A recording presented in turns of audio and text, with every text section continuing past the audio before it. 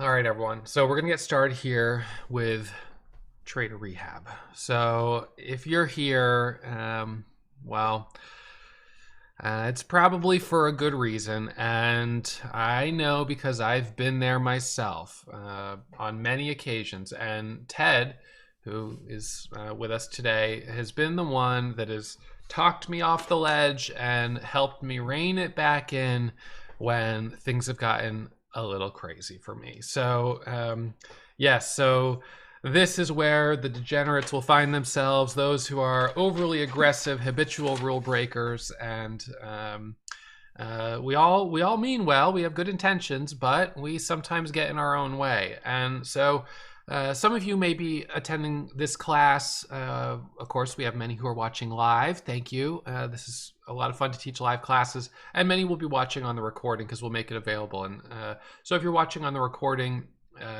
wherever you're at, I want you to know at the very beginning, you are not the only one to go through this. This is something that is very common, and this is what Ted really does. This is what Ted works on. He works with traders at this point who are well, I suppose you'd say trying to just get better. It could even Right. be someone like Hmm. me because we still work together, who's just trying to continually do better. But to give you some context, Ted and I met probably it was almost about 10 years ago. 10, yeah, right around 10 years ago, I think. Yeah. I was married at the time to my first wife and was dealing with a lot of things because the marriage wasn't going particularly well and trading wasn't going particularly well either. And not always a coincidence that issues in your life will sort of, spill over into your trading. Once I sort of moved past that marriage, my trading really did start to improve. My life started to improve. So, but in any case, Ted and I spend a lot of our time talking about the trading. I initially sought more counseling just to help me with getting through this marriage and trying to figure out what the heck I was going to do. And it really a lot of days I would come in. I think we were meeting on Fridays, and I would come in, and I seemed to have this habit of taking a big loss on a Friday, going into the weekend, and it would just be right was what was on my mind. It was what was so Hmm. present, and so it's like, hey Ross, how you doing? Well, lost $5,000 trading today, and my wife's mad at me again. Like it was just. But the trading became a big topic, and so Ted, a few years ago, I asked him if he could start helping with Warrior because I felt that working with Ted had been such an asset for me, and I've always wanted to kind of share all the tools that helped me in some ways big, in some ways small, and share those with our students. And Ted was willing to take part in, I think it was helping me teach a trader psychology class, and then we kind of evolved it into what it is now with the weekly multiple times a week sessions that he teaches for you guys. And I want him to help teach this class because this is right up his alley. So we'll get started here. You guys should have your PDF downloaded. This we may make some modifications to this over the months and years ahead. So if you're looking at a version that's slightly different, that's fine. This is just yours would be more current than mine. So I do have my notes, and I'll read a little bit from some of the sections that are in the PDF. As I was putting this class together, I was just writing and writing and writing, which is not really fun as an attendee just to be looking at words on the screen. So I decided to put that writing into this PDF, and then I'll sort of speak some of the notes. So on several occasions during my career as a trader, I have put myself into a voluntary trader rehab type of program. And I will say that not all red days are a cause for putting yourself into trader rehab. Just having a big red day by itself doesn't mean you need to go into trader rehab. But for me, what was happening and what was a problem was this reoccurring pattern where it was like every month, every few weeks, every month, every 6 weeks, I would have a huge loss. And it was extremely frustrating because, I would have a few weeks of making some profit, not, not home run stuff, but base hits, maybe a small red day, but small green days, small red days, generally doing okay, keeping my head above water, maybe even making a little bit of money. And then all of a sudden, one day, I would lose a month's worth of progress, gone. And it sometimes would be just like that. Or sometimes it would be one big loss, and then I would jump back in for a second trade to try to recoup the loss. And then it would be two Mm-hmm. big losses. Then I'd go in for the third. And then I would start taking max buying power on every trade, hoping that one of them would give me the big winner. If I was down 1,000, I'd say, well, 10,000 shares in 10 cents, I'll be back up to, back to flat. So next thing I know, I lose 20 cents with 10,000 shares. I'm down 3 grand. All right, well, 10 cents with 30,000 shares, I'll be back to flat. 30,000 share position, now I'm down 9 grand. 20 cents with 50,000 shares, and I'll be back to flat. I'll be up 1,000. And then I'm down 25 grand. And just like that, my month is ruined. And so we're going to talk a lot about, in these 5 chapters. Chapter 3, we're going to talk about emotions. That for me was an emotional cycle that I would get into. I would call it snowballing. But we're also going to talk in chapter 2 about some of the technical and mechanical blocks that some traders have. If you're experiencing a pattern like that, I sort of look at it as you have a block that is putting you in this pattern of oscillation. You're just oscillating back and forth, and you're not progressing. So one of the goals of Trader Rehab is that this is triage. We are trying to stop the bleeding. We don't want students losing money. We don't want you coming in here and losing tons of money. That's not good for you. We don't like to see that. Nobody wants that. So first and foremost, we need to stop the bleeding here. All right. So for some who are in the most sort of chronic, critical states of emotionally fueled and reactive trading, that may mean just stopping trading with real money for a period of time. I'm going to cut you off here for those who are saying, I can't stop trading with real money because I need to trade with real money to make back the real money I've lost. That's FOMO. That is your FOMO kicking in. And I know I say the same thing when I have a really big loss, or I have like 2 weeks where I've lost, $100,000 or whatever. And I'm saying, well, there's no point in me trading with small size tomorrow. I'm never going to make back 100,000 trading with small size. I'm still in the mindset of trying to make it back. Right. That's not okay. I need to come out of that mindset and shift to, I need to clear the slate. I need a period of reducing the temperature, bringing things down a little bit. And the only way to do that, in my experience, is to go through a period of either stopping trading real money or trading with small size. And I know that that's hard, but after a few days, and it can be 5 days, it could be 10 days, 2 weeks of trading with small size, you feel so much different from how you felt on the last day that you had that big loss. So, as part of this Trader Rehab program, we are going to work with you in Chapter 4 to build a trading plan that you can follow for the weeks and months ahead. We're going to guide you. You have to build it, but we're going to guide you in some of the ways that we've seen work for me and that Ted has experienced with other traders. Overcoming unhealthy behaviors and patterns in trading is not unlike overcoming them in your regular life. It's difficult.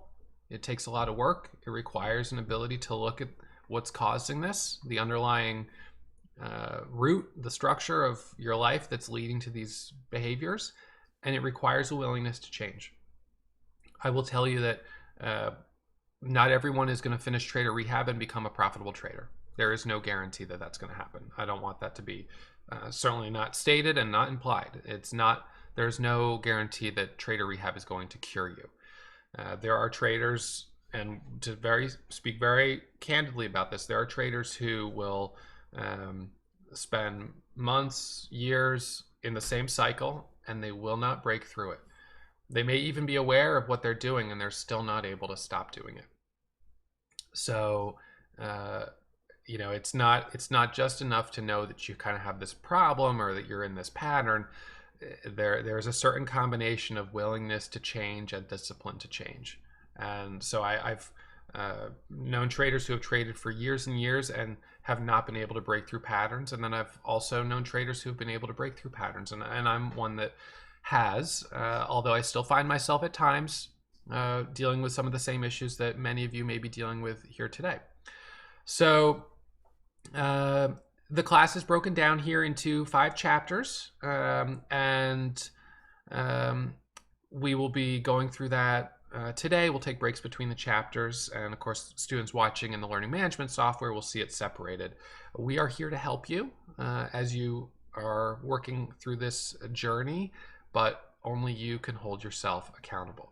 All right, so now it's not to say that if you feel it'd be helpful that you can't seek out someone like I did with Ted to help you with accountability, but there has to be some level of accountability. Habitual rule breakers that are not having any level of accountability for breaking the rules will just continue to break rules.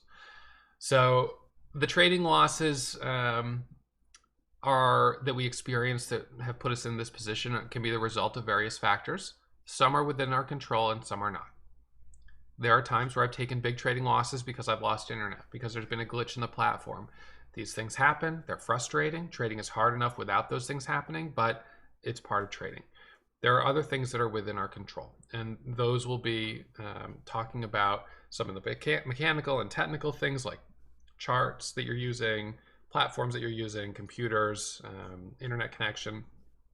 And then there's the emotional components, impulsivity, discipline, having an inability to follow the rules of your strategy. So some of the hard questions that we'll be asking during this class, and many of these relate to emotion. Am I trading or am I gambling? We don't, none of us like the connotation that day trading is the same as gambling. Many of us have heard people, make that type of comparison as we're considering telling people that we're getting into trading. Oh, isn't that the same as gambling? You're going to lose all your money. And for some people, it can become gambling. So we're going to talk about, am I day trading? Am I trading or am I gambling? Why do I keep breaking my own rules? How can I become more disciplined? When do I throw in the towel and accept that this is not for me? How long can I keep trading without achieving some degree of success? This could be a very expensive hobby if you're not making money, and it's not really a lot of fun to lose money every day, so it's not the best hobby. What does success mean to me? How realistic are my expectations? How can I overcome my fear of failure? How can I overcome my fear of loss? Can I survive till I thrive? Survive till you thrive, and fake it till you make it. These are expressions that I've certainly heard a lot. You may have heard them as well. In trading, I do think there's some credibility to the theory of survive till you thrive. The longer you can afford to remain in the market, the more experience and knowledge you gain. So we've had students, Danny, who's one, I'm not sure if he's here today. I think he said he was going to go up to the mountain and try to go skiing or something. But oh no, he is here. He is here. Mm-hmm. So Danny is a student who spent almost a full year trading with like 100 shares.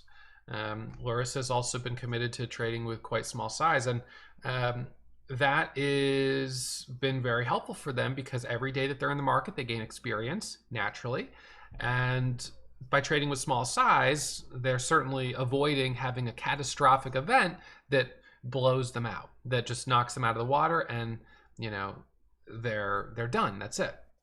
So I do think that there's credibility to the longer you keep your head above water, the more experience you'll gain, the more experience you have. You would think the higher the likelihood that you will succeed. I would like to think that. I don't know that. I would just like to think it. At the same time, as we've already mentioned, there are some people who will trade for years just making the same mistakes and not progressing. So let's see. So some of the blocks of aspiring traders, some of the blocks that aspiring traders have, the blocks that are stopping you from progressing, are so deeply engraved in your personal lives and in your personalities that um, they come to realize that trading is not an appropriate endeavor. And that's a really frustrating realization because you've obviously spent a significant amount of time investing in this time, money, just the belief that this is going to happen. But at a certain point, we do have to be aware of and have a really honest assessment of whether or not this is the right endeavor for me. I also think that in terms of survive to thrive, if you're able to develop second or third sources of income, it's a huge opportunity to reduce the stress related to the pressure of having to make money trading to pay a bill that's due at the end of next week.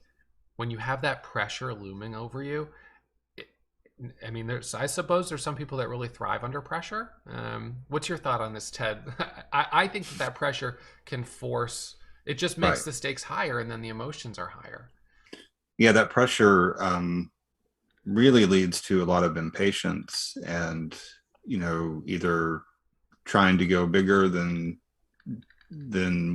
where their current skills, where it really is warranted. Um, it just causes, yeah, a lot of, pushing uh, that usually has the opposite result.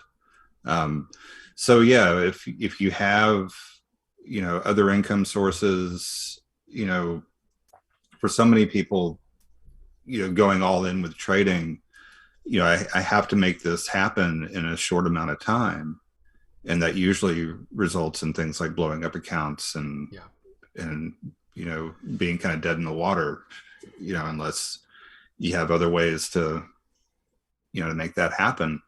um yeah, and people that we've talked to, being able to only fund their trading account from you know sources of income that are not tied to supporting themselves. So we've talked to traders that have gone out and gotten side jobs. It's like, okay, I blew up this account. I can't trade until in this other job I've made some money to put in there and trade from there. Mm-hmm. um, yeah, because otherwise it can be really easy just to keep refunding until, well, there's nothing left to refund from. Yeah.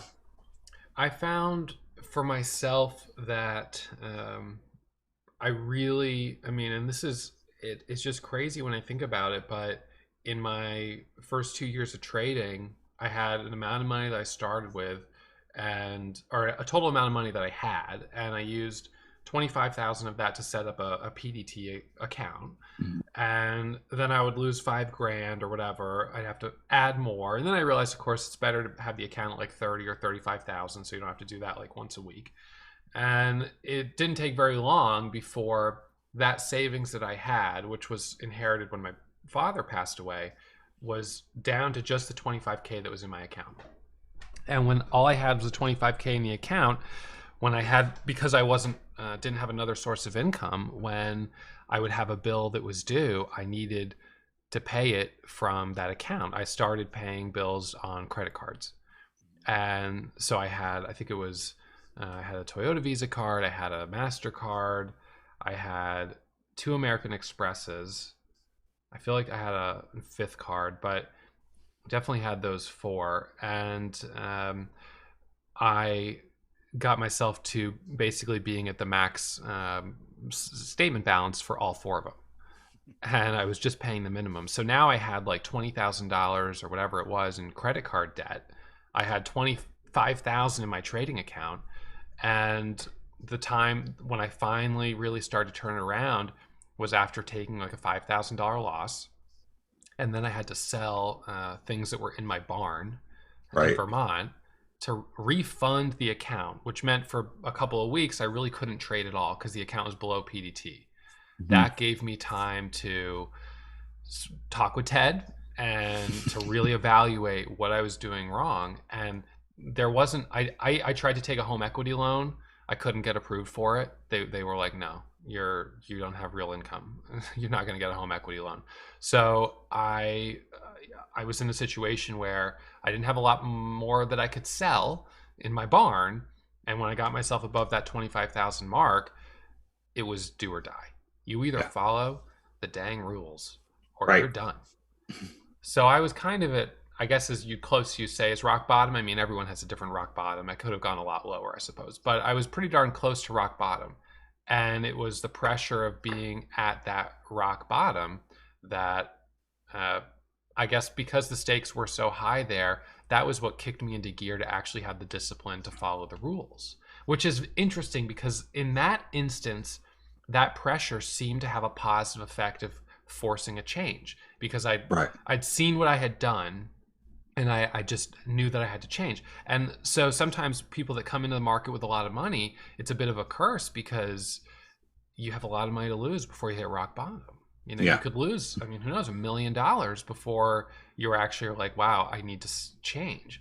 So coming in with a little bit less maybe was helpful, but at the same time, trading for those with limited resources is going to be especially risky because it costs money to trade. So I do think that there's value in developing second and third sources of income. We don't really talk about that a lot in the class. I mean, we every now and then we'll make mention of it, but thinking about that is important because it diversifies your income, and then it starts to reduce the pressure. And so one of the things that we do talk about is how do I know when to quit the day job? Because if you have a day job and you're still making money there, the day you quit and you're dependent just on trading, the first time you have a red month when you no longer have that job is going to be a little scary. So it's a tough decision, and everyone has to make it on their own ultimately. But so as part of sort of this intro chapter, I want to remind everyone that obviously we have to accept red days. They happen. I'm red. Well, I don't know what percentage of the time I have red days, but my accuracy the last year or so has been about 65%, which is a little lower than it's been in the past. This last year, I don't know, for whatever reason, it's went from 69% average over like the last 5 years down to 65% over just the last 5 years, or just the last year. So red days happen. Not every setback warrants putting yourself into trader rehab.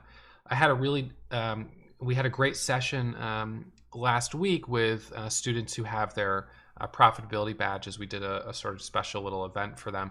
And one of the things one of them was mentioning, I think it was Jeremy who was mentioning this, or maybe it was Blaine. I think it was Jeremy.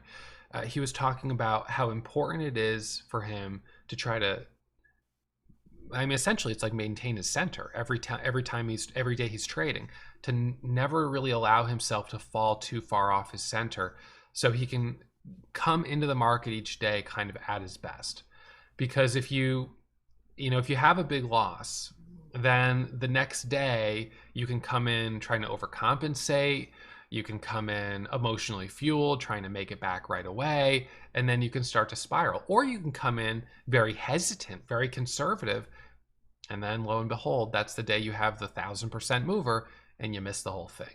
And then that triggers FOMO, anger, frustration, and it can start to spiral. So red days happen, and for me, one of the best things that I can do in my trading is to be generally consistent with how I manage risk. So you'll see over the years that my average red days have gotten bigger in size, to the point right now where a typical red day for me at sort of on the big level is going to be in the range of $30,000 to $50,000, which is a pretty big red day. However, I know that I can make that back in a couple of good days, or in one even really good day. So I have my daily max loss set at 20 grand. And that means I have to be really careful not to take $250,000 of risk in one trade, right? So generally speaking, I'm usually not risking more than 25 grand on a trade where I'm all in and taking a lot of risk. Yeah, every now and then, you'll catch a trade where you thought you were risking 25, but you lose 50. That's the same as thinking you're risking 250, but you lose 500. It's just on a different spectrum. But it's trying to keep it still relatively consistent. And what that allows is for the red days to be easier to accept. And one of the things I've been saying to myself a lot is, okay, so I have a red day here. Uh, you know, it's I first try to step back and reflect. What did I do wrong? You know, did I get too emotional? Was this just a freak accident? You know, a technical issue, lost internet, came back up and I'm down big? I mean, what was the cause of the trade? So I reflect on the trade. Why did this happen? Is there anything I would have done differently? If there's something I would have done differently, then it's important to be like, okay, well, I need to learn from this mistake. But since I'm red 35% of the time, not all of those losses are anything wrong, you know? And so that means being able to truly accept them. As part of a winning strategy, you will lose money 30% of the time, 40% of the time. And that's okay. So you just take the loss and move on and let it just be water under the bridge. You know, just let it go. So, what is the threshold then for trader rehab? You know, do you want to comment on that, Ted? Yeah, well, I wanted to comment on, there was a trader that I was working with who had a really big loss. In fact, it, blew his account all in one trade in 1 minute, in one candle. And it was, and when we talked about it, it was this incredibly brutal trade. It was actually one that you were in as well. I think it was like a cancer drug, or this is a few months ago. Um, Okay. Yeah. I had two. and I had two. Well, I had one that was a migraine treatment. And since I get mhm, migraines, I kind of was biased on it. And I was like, oh, yeah, I took a huge loss on that one. And there was mhm. another one that I took a big loss on. Well, and so this trader had been making, steady progress, doing a really good job managing risk, doing the whole thing, logging, consecutive green days. And this one trade just blew him out of the water. Probably the only real mistake that he had made, he had been basically working with around 300 to 500 shares, per trade. And on this trade, because it had news, it had everything. It looked like a perfect setup. Um, and so he decided to increase his share size, but even that, he didn't jump that much. It was up to like maybe 750 or something like that. Um, it just hit him hard. Yeah. It went shooting up in one candle and then came right back down in another. Um, and even like trying to get out of it, it was moving so fast he couldn't get out. And so he sat with it and he was emotionally shaken. But ultimately, it was just a bad trade. It wasn't a larger pattern. Mm-hmm. It was just a reminder of, hey, sometimes this can happen. And we're going to talk about that as we're talking a little bit later in the class. That's what I would call an acute situation. So Mm-hmm. it's an acute loss for someone who generally is on the right track and doing well, but just, got punched in the face or kicked in the teeth or whatever you want to say by the market. And now is unfortunately sitting with a huge loss, possibly a blown up account or whatever it is. And how do you shake it off?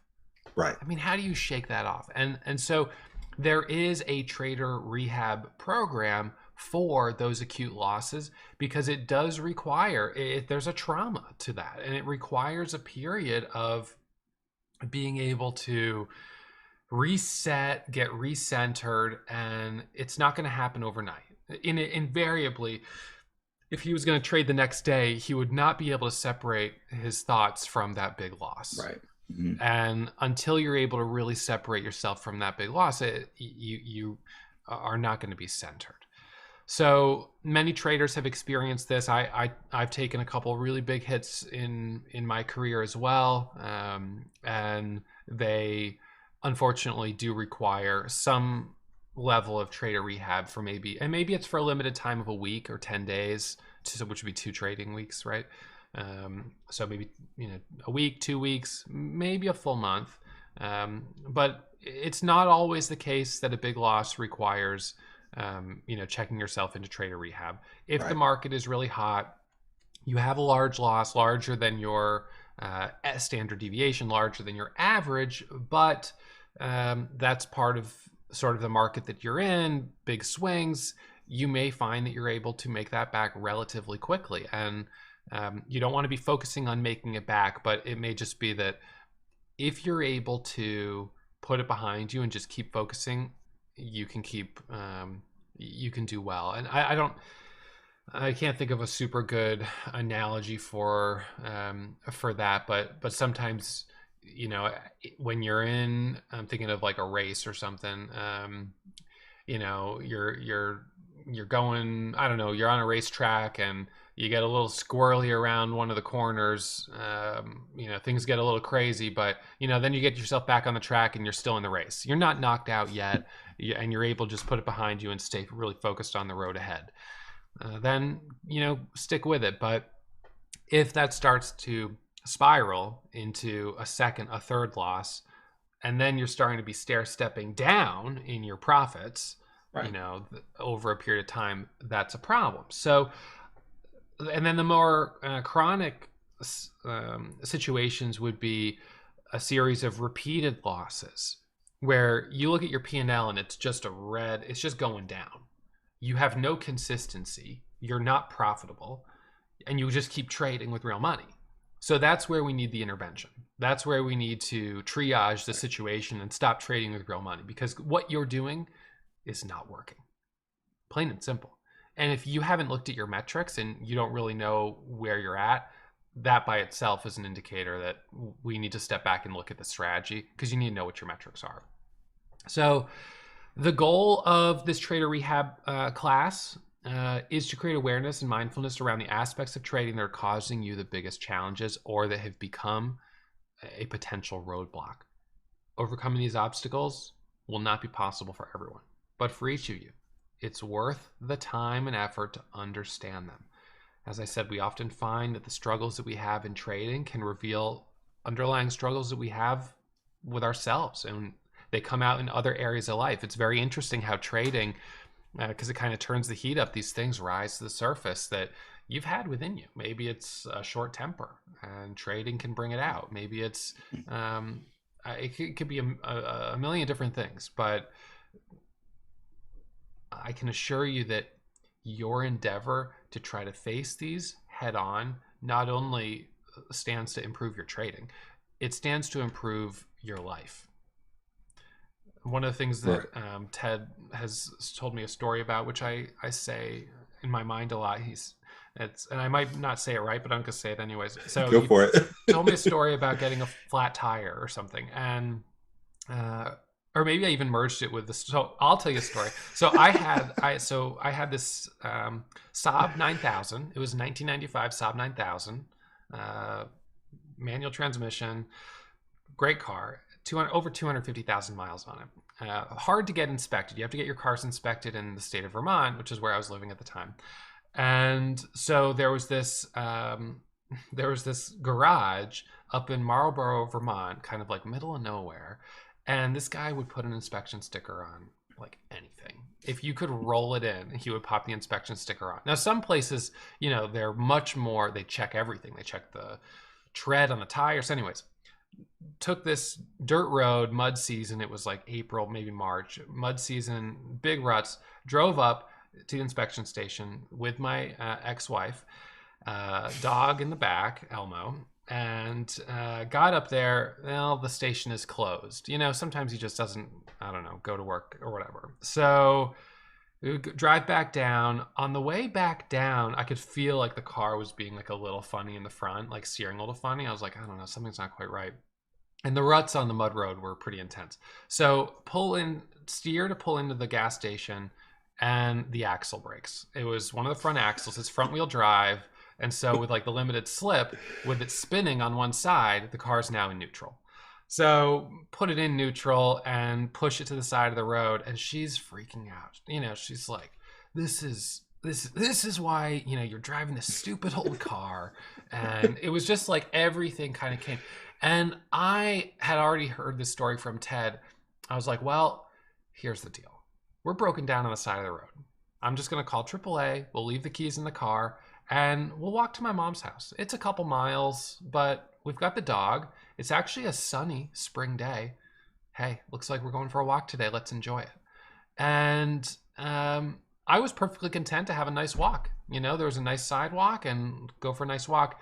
And she was not. and she had it was a miserable time. And so, sort of the moral of the story there was that either way, we're going to be in this situation. We can either go through it and make the best of it and have a good time, or we can be miserable. And it's kind of your choice. So, that was something with trading where, let's say, for instance, today is a red day. It's a red day.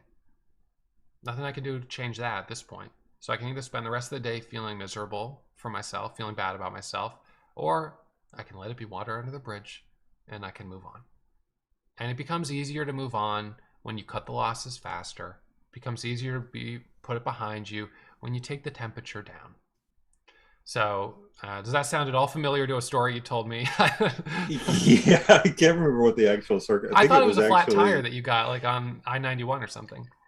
Um, I think it was actually Diane was because between the two of us, if one of us is going to get angry, it's going to get me. It's Yeah. going to be me because I'm the one more prone to anger.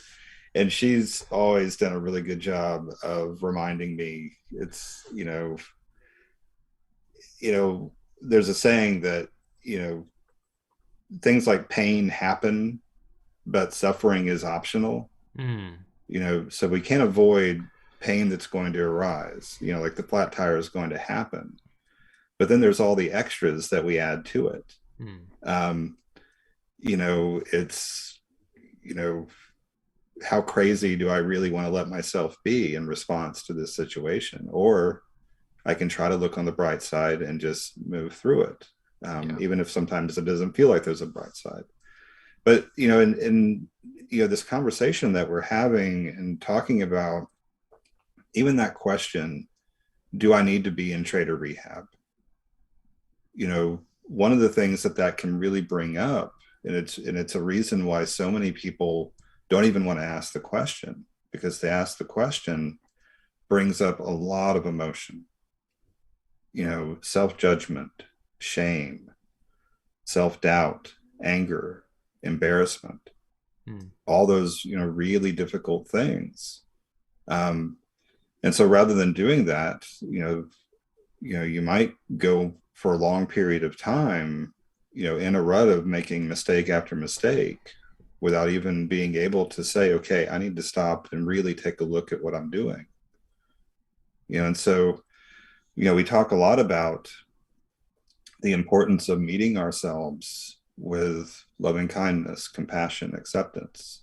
In fact, Diane and I probably say those words every single day to the people we work with, because can be really hard, you know, to really take a look and say, okay, something needs to change here. Mm-hmm. And how am I going to do that? Mm-hmm. Yeah. And there, you have to forgive yourself if you're someone that has let it escalate. It Mm-hmm. takes time to train yourself before you'll be at that fork in the road many more times in your life where you could either just keep getting more and more angry. And I have it with my kids too. Sometimes I'll have something I really, really want to do, like go to the grocery store with them or maybe take them to a special museum, and they just don't want to do it. Right. And it's like, all right, I can either force them down this road and we're all miserable, or I can, we can do what they want to do and I can choose to be miserable because it's not what I want to do, or I can just let it go and we'll go to the museum another day. And we actually literally did this. We paid to go in the museum, and my oldest son within like half an hour was like, I'm hungry, I want to leave. And I was just like, we have just got in here. And it was like, so, but it takes time to be able to train yourself to sort of recognize this is my cue, this is my moment to meet this moment right now with that sense of mindfulness and just Right. make the choice to not escalate it. I don't know. Well, and that's, we were talking earlier about, you know, those difficult trades or difficult days where, you've taken a hit, and then there's this emotional reverberation that, you know, can be a really good cause to step back into that kind of acute stage you were talking about, wow, I've really taken an emotional hit here.